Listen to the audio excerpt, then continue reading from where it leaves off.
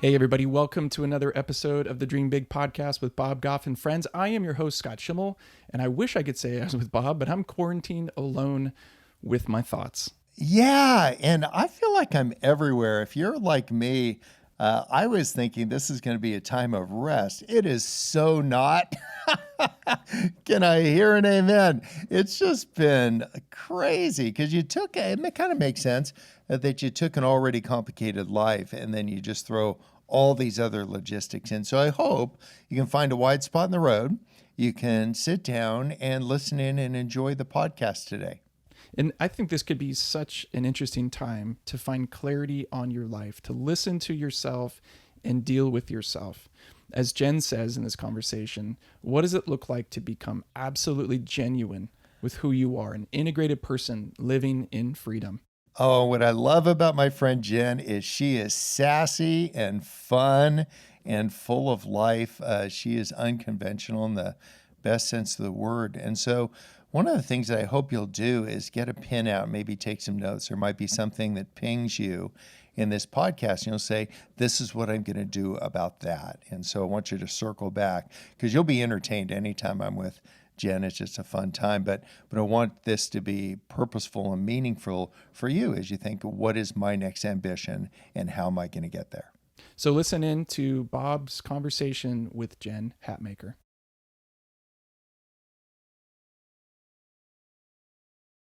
Hey, Jen, thank you so much for making time to jump on with me today. It's so good. I am looking at your face and it's just you are beaming. It looks like your head is just going to rip off from that smile. How are you today? Lucky me. Thanks for having me on. I'm so happy to see you. I'm just like, there you are right on my screen. I'm delighted. I'm so happy to be on here. Yes, we just did a little virtual tour of the space around my little room where I'm holed up, and I've got all my favorite stuff. I was teasing that a friend, Miles, gave me a saddle. I just don't have a horse to go with my saddle, but it just gives me, every time I look at that saddle, I'm thinking, what color horse am I going to get?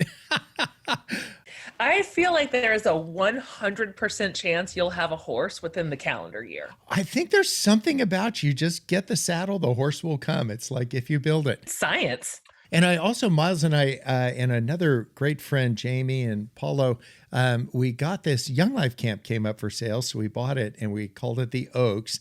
And now we have a camp that nobody can meet at. But here's the awesome part about it. If you did your virtual tour of my room, I have a picture of a map of Disneyland on the wall. And it just reminds me so many times of all the beautiful things that I've done there, all the adventures. And did you know this? The Disneyland was going to be built on 7 acres by Walt Disney in Burbank, of all places. And he hit all this resistance about building it there. So he said, oh, forget it. I'm just going to buy an orange grove. And the orange grove he bought in Anaheim is the exact same size as the Oaks. So I'm like, where do we put our Matterhorn? I am so ready to just create and come up with all kinds of great stuff there. Okay. I can't wait to see what that becomes. Hey, you've been busy. You have a book coming out. Tell us the name of it and what's it about and why did you write it? Okay.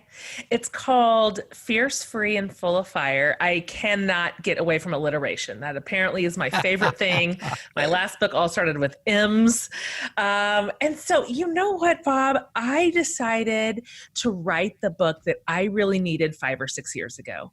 And so I have taken every single thing that I've learned experientially, everything that I read, all my best teachers, the most interesting thinkers and innovators that I've been exposed to in the last few years. And I compiled every good thing they've taught me about what it means to be absolutely genuine, inside and out, same all the time, not one version of Jen here and another version there and a third over there, but what it means to be just an integrated person who's living in freedom.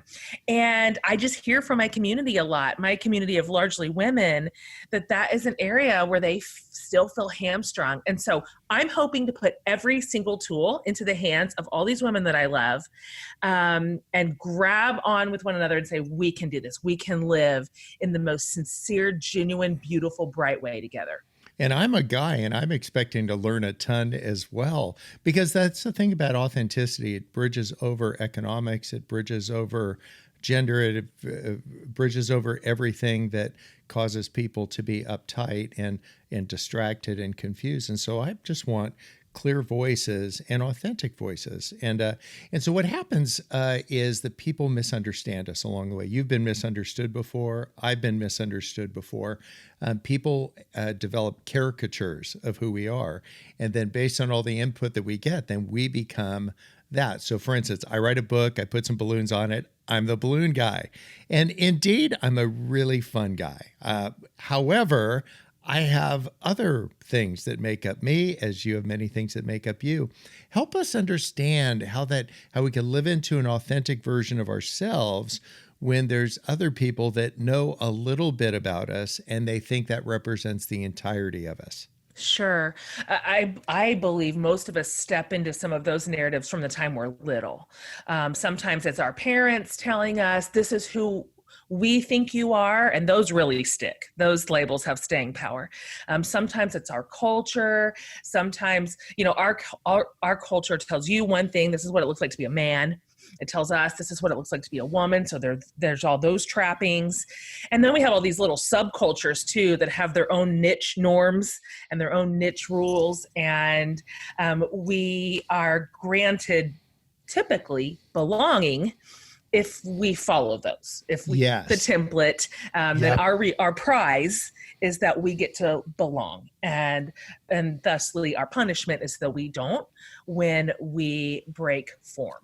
And it's really interesting how that happens too. It isn't so much somebody pulls you aside and says, "Hey, you need to get back in line here," but it's in subtle ways. It's getting the hairy eyeball.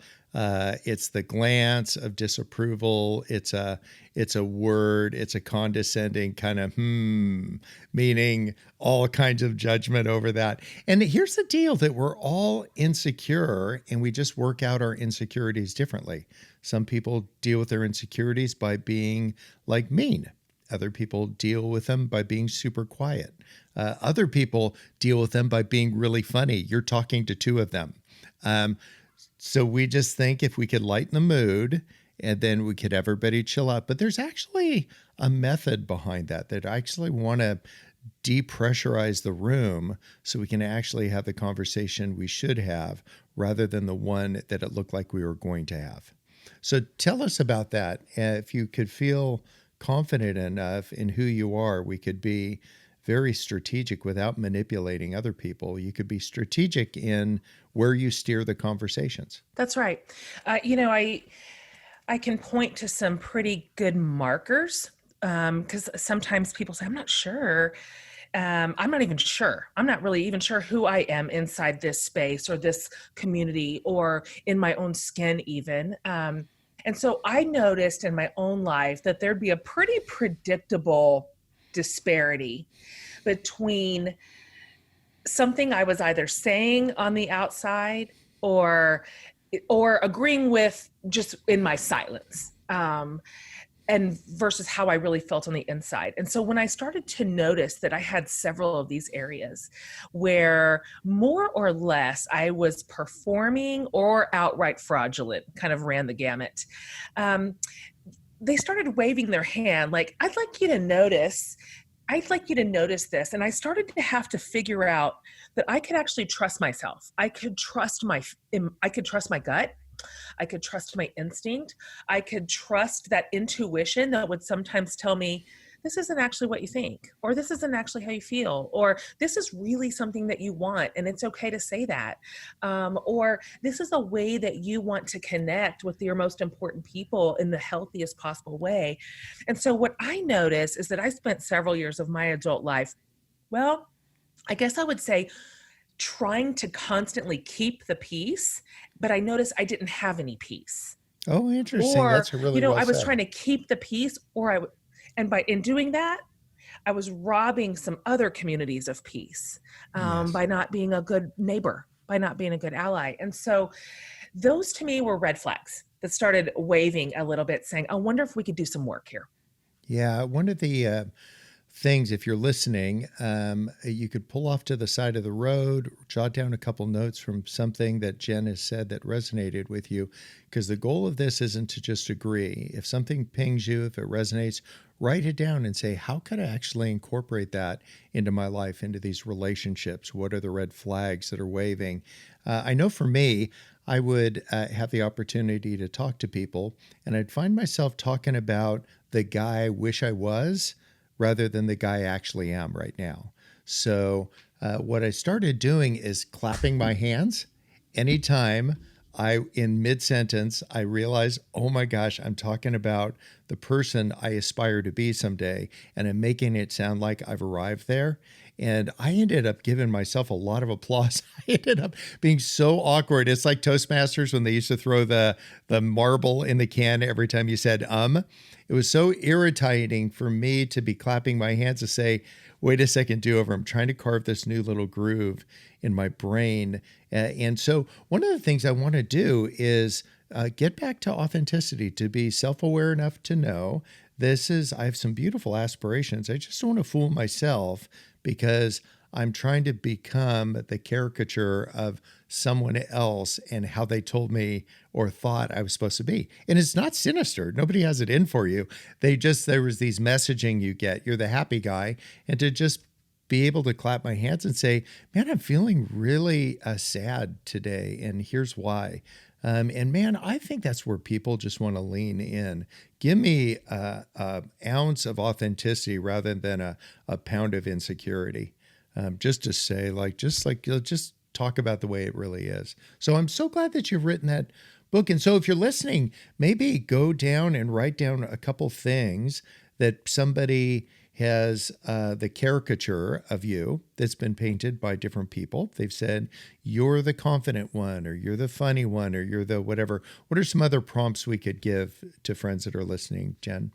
Yeah, I think that work of self-identification is good work. And we're not necessarily great. We're not necessarily skilled at self-evaluation. We're pretty faulty reporters on our own interior yes. wiring. And Nice. It goes back to some of the stuff you were saying earlier, Bob, which is just, we've had a lot of intel on that. And some of it's no good, right? Some of it's no good, or some of it's old. It's just dated. And it maybe was something we were 20 years ago, but we've grown or we've evolved or we've changed.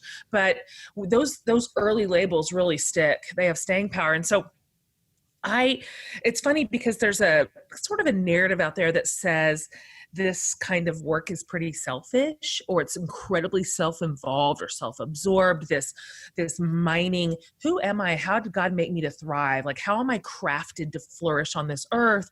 What gifts do I have to bring to bear? What does it look like for me to thrive in my relationships? What sort of boundaries set me up for like the highest point of contribution on this earth? Sometimes that sort of evaluation is couched as being just navel gazing, right? And selfish. But I don't find that to be true at all. In my experience, what I have seen, what I've witnessed, and what I've actually experienced in my own life is that men and women who take on that task, who say, I'd like to know who I am so that I can live that fullest life on this earth, they're the greatest ones. They're the kindest. They're the most generous. They are the ones really flourishing in their talents and in their gifts. I find that they're the ones that are most generous with their communities. And so rather than prioritizing an end game where we're all just obsessed with ourselves, I find that kind of heavy interior lifting creates amazing human beings, beautiful churches, great marriages and families. And so I'm real excited about that. That excites me when I think about nurturing my community toward that goal. Part of that, too, is that what sprang to mind is to love people without an agenda, and this overarching idea that when love has an agenda, it isn't love anymore. And so maybe perhaps figuring out what I'm going to do is, instead of trying to figure out how to fix you, Jen, and then I'll move on to your husband, then I'll fix your kids, and I'll fix your community, and to say what I'm going to do is just be fully present with you.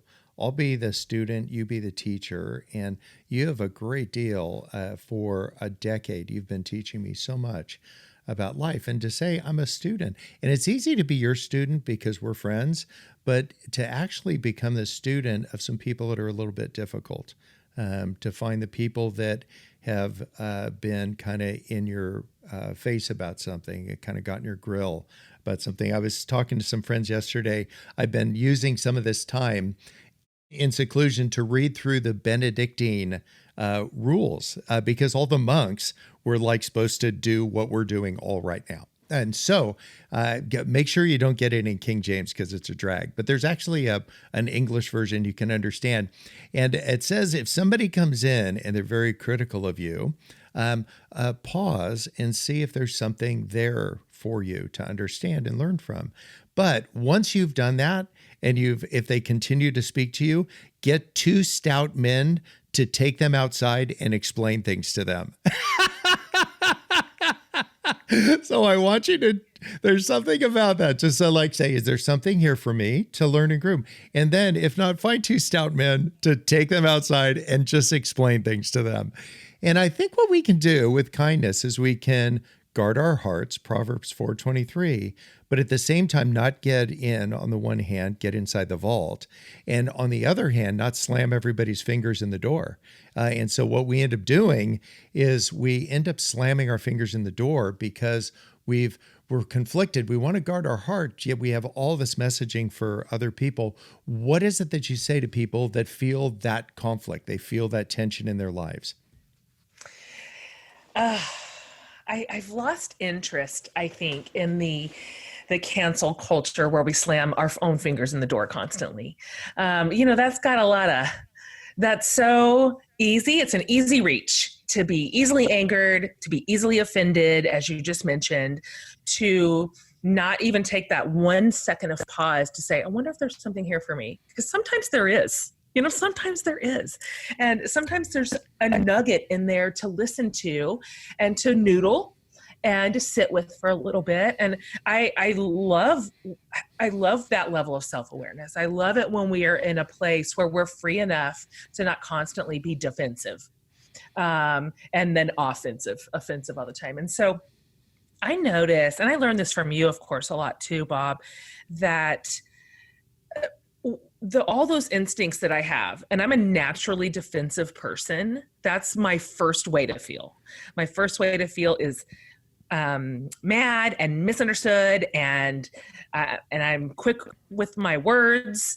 And so, but I've noticed that if we can take it out of the realm of like the public eye, or the internet, which is kind of just a false construct, really, that this is not the way I experience people in real life.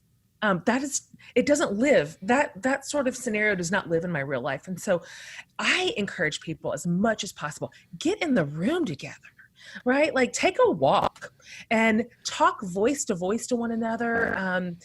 Write a letter, something old fashioned and wonderful, like real human connection, because inside of those spaces, I find so much more empathy and so much more cooperation, a willingness to listen, a willingness to speak truthfully. And so I've tried to take myself out of the game as much as possible. That flourishes on barbs, and just jabs and digs and pokes and prods. And while that may have decent currency in a public place or on the internet, I find that it's not really good for the human heart. And so I hope that is something that maybe we're kind of learning right now in this weird time where all of our normal things are off the table for us, and we're really having to connect hard. Oh, everybody, Earth just got sent to their room. And so I just want to know, okay, we got sent to our room. We used to call it, we didn't ground the kids. We had a bench of knowledge. We said, go to the bench of knowledge and think about that. I don't know. It was just, we're all on the bench of knowledge.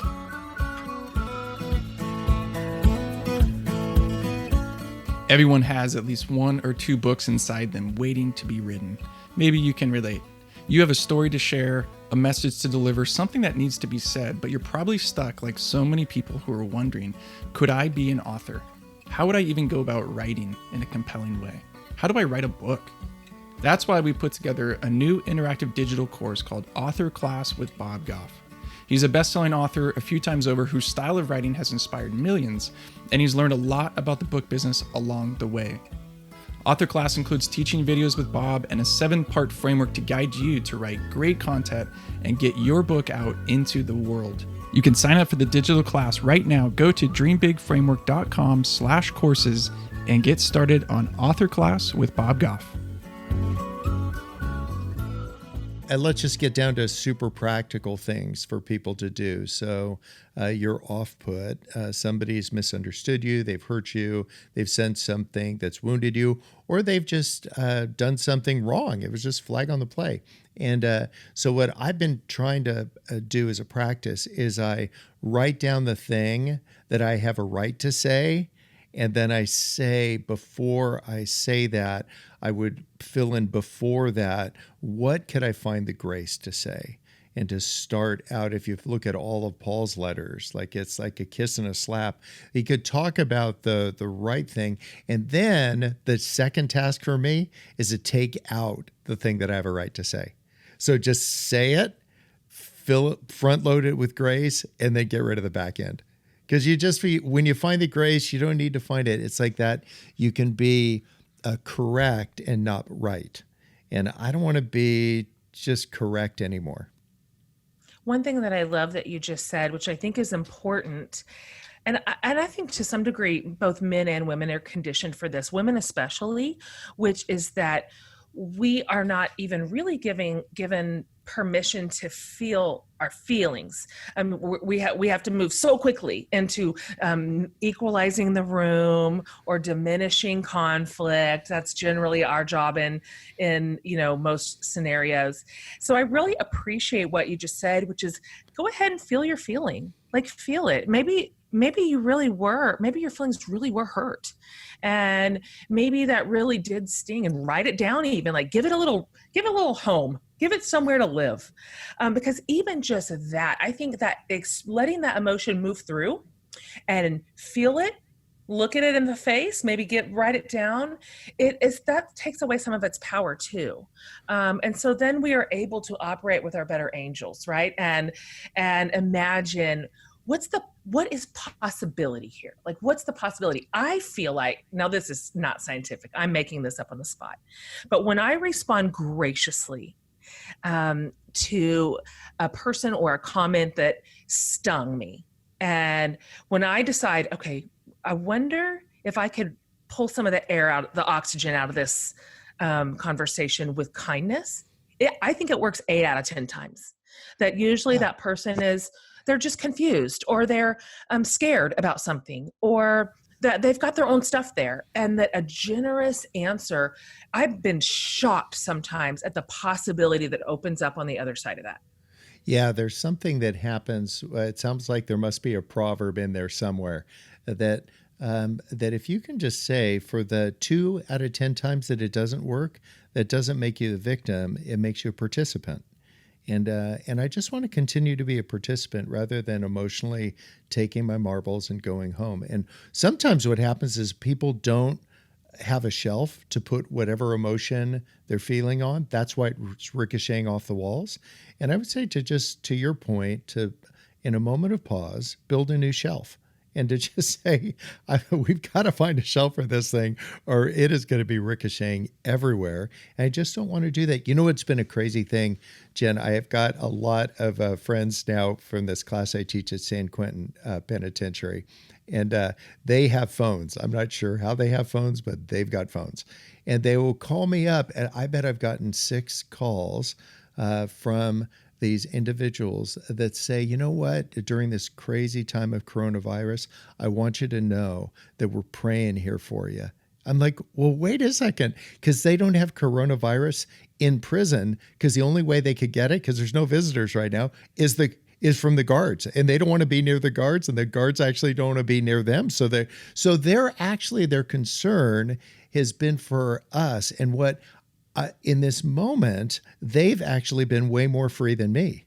Because they'll call up. I'll show you when we sign off. I picked up the mail today. I've got a set of 20 socks from another prison. And these prisoners, they get together and they want to reach out to the world. And they say, you can't walk in our shoes, but you can walk in our socks. So for $1.25, they can buy a pair of prison socks, and they write notes on the prison socks. And they say, Bob, will you just give them to people for us? And they're not notes saying, give me a file, give me an alibi. They're just saying, man, this is what I'm hoping for you. And that's where we find the beauty. It's in the empathy. It's realizing that other people might be going through things, and then hearing from you, listener, whoever you are, one kind word, one text message from you to say to somebody where it's been a little difficult, just say we're good. Or to say, if we need to talk, say, let's talk. Make the phone call. Don't make an appointment. Just make the phone call. And will it be awkward? Of course it will. You guys are building shelves. You're carpenters. Jesus was one. Now you're one. Let's just get at the hard work. I love that you've got this book coming out. What's your another practical tip you can give, Jen? Because I know that there have been times where we've spoken before that you really got your feelings hurt. You'd be like, I got my feelings hurt. And I've been able to express to you, and I've had my feelings hurt. What's a practical tip for people when that's happening? I love this conversation because the truth is we're just wobbly human people. Like, we're going to hurt each other's feelings. We're going to get it wrong. We're going to say the wrong thing at the wrong time, and somebody's going to do the same to us. That's just the price of human life. That's just how it's going to be. And what I notice in my community, and I even notice it's my own instinct, is that there's this sense that in order to avoid these inevitable conflicts, that we will just stuff it down, right? Or pretend like it didn't bother us, or refuse to have what, like you just said, probably an awkward but good conversation with somebody, because we are so conflict averse. But how that has played out in my life is that it makes it worse, not better. Because we bury that stuff alive. That it doesn't just go away because we want it to. And so my position, like my thesis here with the whole book, the whole idea is that truth is our friend. It is our friend in every scenario, inside of our relationships, inside of our own souls and hearts and minds, inside of our churches and communities. And so I have said, I think most, even just decent relationships can handle the sort of warm hand of truth, even if it's awkward, even if it's like, oh, I've got to say something kind of hard and I don't know how you're going to receive it, but I love this. I love you and I love us and I want this repair. Most relationships can not only survive those confrontations and conversations, but they can flourish it because of them. Like a relationship repaired by forgiveness is a powerful thing. But what I notice is that silence is really the kiss of death. When we just decide, I so don't want to have this conversation that I'll just pretend like it's fine. But you know what happens? It comes out passive aggressively. It comes out of our body language. It comes out of our facial expressions, or we just start withdrawing. And so to me, we've got to love each other well enough to say, I don't love having hard conversations when we've gotten sideways. Or I don't love having to say, that really hurt me. I don't think you meant to, but it did. And yet, truth is our friend here. I think truth will strengthen our relationships, not fragment them. And so I hope that we can sort of dig deep enough as adults to do this well, simply because we love that other person and we value their relationship and their presence in our life. Yeah, what if we thought of us doing these things awkwardly but willingly for the benefit of our grandchildren? So that if I could navigate this, I have a bigger purpose. And to just say, man, I'm giving this thing 3 out of 10 that'll say this well, but my intent that is that I could love you like a boss, but I've got so many shortcomings that I'm trying to sort through. I'm having trouble finding the right words here. But let me just get us in the zip code if I don't get us on your porch. And there's just something really beautiful about that. You don't have to be, yeah. And then another tip as you're talking, don't be all wind up and no pitch. Don't spend all the time talking about how awkward this is and how bad you are at saying it and all this. And then you never get to it. Just like, dude, get to it. Like, just say it. But say, I'm not going to do this thing perfectly, but I really am in this process of learning and to do this. And so what I'm doing, and then don't do this as a big wind up to then blasting them with both barrels, because then you lose all credibility. Just kind of, you can merge with traffic. You don't need to T-bone every car in front of you. And I think that if we can learn to do that maturely and graciously and generously, what it does is we begin to develop this really important muscle memory to both give and receive forgiveness. And I just don't know how else we can get through the day. I mean, we just got to have this. This has got to find a more central place in our culture right now, which is like just humility, right? We're not here just to burn everybody down all the time. There's so much to salvage. There's so much to repair. There's so much possibility on the other side of conflict. And so again, this is one of those things where in this intent to keep the peace, we end up sacrificing the peace. And so I'd love to see marriages and relationships with children and with friends and churches really become their most vibrant version of themselves with the beautiful salve of truth just applied inside of it. I think we can do this. And it may feel super, super at the beginning, but then that stuff gets easier. And then we really learn the rhythms of grace and forgiveness and conflict resolution. yeah, beautifully said. And just, you don't need to swing at every pitch, but you got to get in the game. You need to say, I'm going to do what's difficult for me, and I'm not going to compare my stuff with your stuff, because God never compares what he creates. What he does is he just keeps creating, and he keeps creating these opportunities. And then to the extent that you have the courage for that and you have the gumption, step into it and see how it goes. You know what? And if you get your ears boxed on this thing, don't say, well, I'm out. I'm never doing this. Stop making these agreements with yourself, because they're bad deals. Just say, well, that didn't go well. You know what I'm going to do? I'm going to get two stout men to take that person out and explain things to them. Well, Jen, I love you. You encourage me and so many other people. For the 3 people on earth that don't know how to get in contact with you, what's your Twitter and all the other stuff? What are the ways we can reach you? I'm just Jen Hatmaker everywhere. You know, there just can't be another one. How many Hatmakers are there in the world? And so you can get me on, Insta and all the places. And I thank you for having me on today, Bob. That just means the world to me, and you mean the world to me. And you're just special to me and to my community. And this made me so happy today while I am still at this house to get to talk to you and see your face. So the pleasure is all mine. Likewise. Well, sending love to you and the family. Bob, one of the things that Jen said that really stuck out to me, she said, we're pretty faulty reporters on our own interior wiring. Yeah, Jen has such a great, not only flair with her words, but to get at the heart of the matter for us. And so a little self-examination to figure out, why are you doing what you're doing? And to say, is this insecurity speaking? Is this your joy? Is this ambition? But to kind of just figure out the return address. Why is it that this is not only happening to me, but what's my role in all of this? And Jen talked about this idea that we can do the heavy interior lifting of our lives. We can confront and address the things in our lives that need to be confronted and need to be addressed. What does it look like for you during this time of quarantine? Yeah, I'm back to the simplest notions, like, what do you want? Why do you want it? If you could figure out, like, what do you want and why do you want it?